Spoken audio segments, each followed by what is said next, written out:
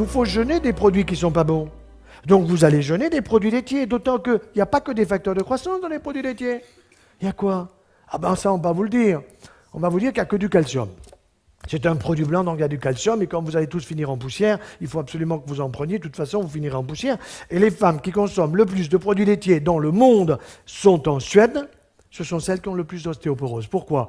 Parce que ce que le lobby des produits laitiers ose vous dire en minuscule, dans une astérisque en bas de page avec une loupe, il faut le lire, c'est que le calcium animal est absorbé au maximum par votre intestin, par votre tube digestif, à 40%. Ça veut dire qu'il y a 60% qui, normalement, foutent le camp dans les déchets. 60% dans les déchets. Par contre, on ne vous dit pas que le calcium végétal, celui que vous avez dans une pomme, dans une poire, dans des légumes, dans des légumineuses, dans des amandes, des noisettes, tout cela, tout ce qui est végétal, c'est 75% de l'absorption. Attention, si vous mastiquez bien. Sinon, vous allez faire des phytates. Et les phytates, vous les retrouverez tout simplement dans les déchets. Ça veut bien dire que le calcium végétal, c'est celui qui est le plus intéressant pour éviter une ostéoporose que je ne veux pas. Et que pour éviter cette ostéoporose, eh bien, il faut que je prenne plus de calcium végétal que de calcium animal, parce que le calcium animal, j'en absorbe 40%. Et si jamais j'en absorbe davantage, c'est possible. Si j'ai un leaky gut, c'est-à-dire si j'ai une porosité intestinale, la porosité c'est quoi? Vous avez un imperméable qui est poreux, il pleut, vous vous mouillez. Si vous avez un intestin qui est poreux, ça veut dire qu'il y a des molécules qui passent, ça c'est juste, le fructose doit passer, mais s'il y a trop de calcium qui passe, le calcium il arrive sur l'os, et moi je vais vous faire le dialogue avec l'os. L'os il dit, moi j'en veux pas, j'ai tout ce qu'il me faut, dégage. Et où il va le calcium? Va où tu veux. Il va dans le sein, microcalcification. Il va dans la prostate, microcalcification, risque de cancer. Il va où? Eh ben, il va dans les articulations.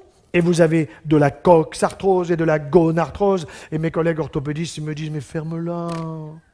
Mais on a les prothèses maintenant de genoux, de hanches, d'épaules. On a mis au point le coude et le poignet, mais on se les fait en or, les bonbons.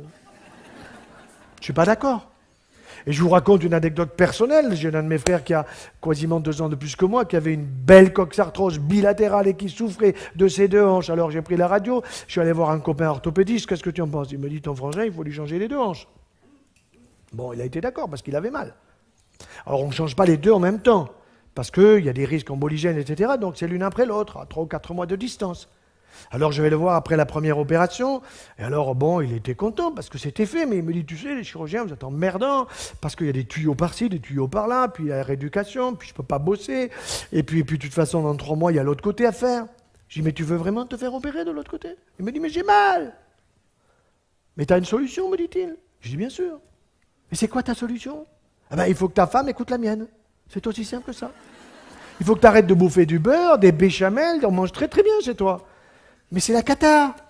Tu manges beaucoup trop de pain. Ah, mais je me régale avec le pain. Ah ben oui, tu te régales, je suis d'accord que tu te régales parce qu'il est fait pour que tu te régales. Mais il t'esquinte la santé.